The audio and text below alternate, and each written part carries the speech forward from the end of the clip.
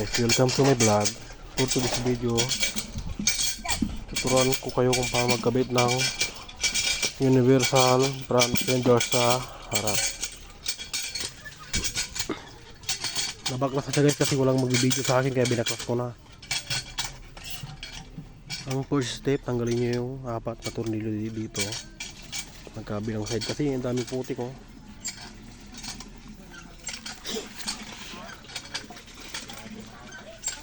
Nilinisan muna ng ate ko yung ano bago ibalik. Yan.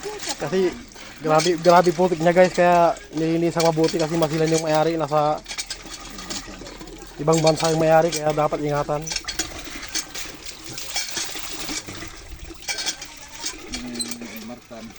Ayan yung ate ko.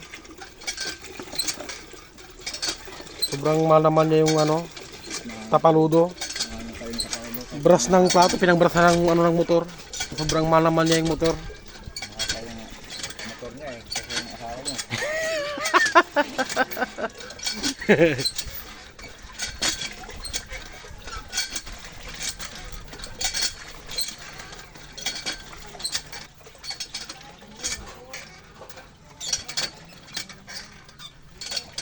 Ito yun niya, balot.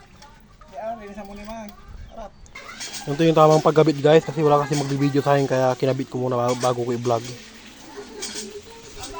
May mga tornilyo dito, dalawa. Saka dito. Kailangan luwagan. Saka ko rin ilagay yung ano niya. Bago nyo ilagay itong dalawang brace niya para hindi siya malambot. Pag umandar, hindi siya mag-vibrate. Isabay nyo, tapos butasan nyo dito. Butasan nyo sa gilid. Left and right yan guys. Ayun, bago nyo ilagay yung tatlong tornilyo. Yan. 1, 2, 3. Pero bago nyo ilagay itong dalawang brace na to, left and right, dapat iurahin yung dito. Sabayan yung universal fender nya. Dapat sabayan, ilapat nyo sa ano yan. Step 1, bakal. Step 2, itong front fender. Step 3, dito. Ito yung nakakabit yan dyan. May kanto naman yan guys. Ayun o, hindi kayo malilito dyan. May kanto. Kasi pag wala to guys, pag once hindi nyo kinabit itong dalawang bakal na to, yung left and right na brace nya, umaalog siya guys pag umaandar yung motor. Tinry na namin eh. Kaya kinabit ulit namin yan. Aerox. Ayun guys, Aerox oh. Welcome to my vlog. Linisan muna ng ate ko. Tapos mamaya bibidyoan ko pag ikakabit na guys. Ayan. Kakabit na ng bayaw ko yung ano, front fender. Idamay mo ay sabunan. Ano mo nga sabon? Gilay, tabang naman ni. Kuya pagkala. Iya, nabunaw mo na lang. Sibuan mo na batan.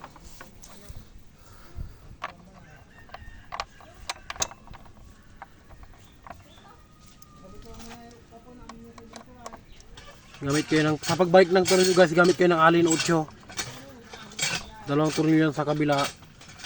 Sa kabila, dalawang tornilyo, bali 4.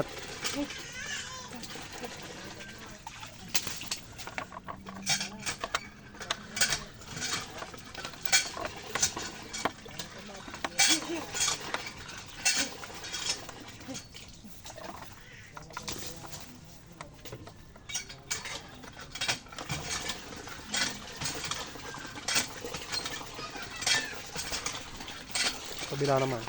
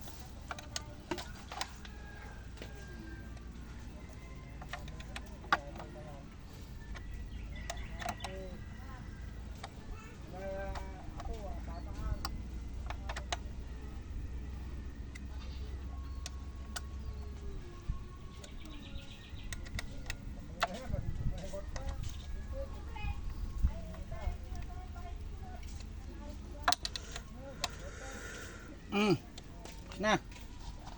Tapos na, maligpit na. Nga po lang. Tibay lang. Tapos na guys. Yan. Bali apat. Tatlo. Tornilyo dito. Isa sa gitna. Isa sa gilid. Yung sa ate ko yung motor ng pamangkin ko.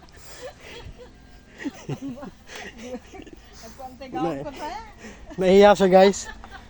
Isang 1 month old pa lang yung motor ng pamangkin ko, kaya todo ano siya, todo alaga siya sa motor ng pamangkin ko. Yan oh.